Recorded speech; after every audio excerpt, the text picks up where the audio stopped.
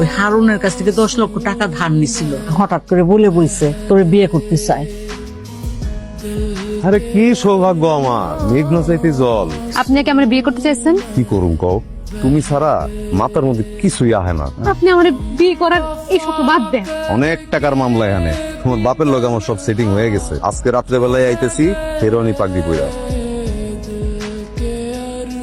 ওর অমতে বিয়ে হওয়ার কারণে ও বাসা থেকে পালিয়েছে। তুমি আসতে আরো ভালো হয়েছে, আমি তো বাসায় একাই থাকি। তুমি আসাতে আরো ভালো লাগবে। আসো আসো, ভিতরে আসো।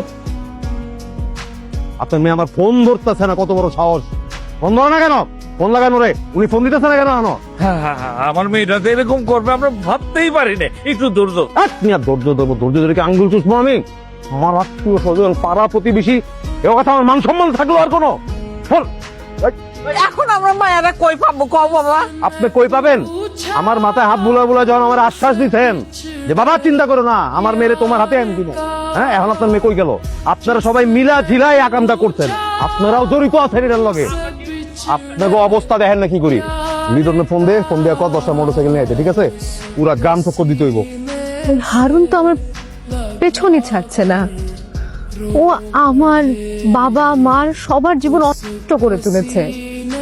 ও এখনো আমাকে নিয়ে সংসার বাঁধার স্বপ্ন ছাড়েনি দেখা। আচ্ছা, আমরা তো জিডিটা করেই ফেলেছি, তাই না? ও কিছুই করতে পারবে না। তুমি নিশ্চিন্তে থাকো প্লিজ।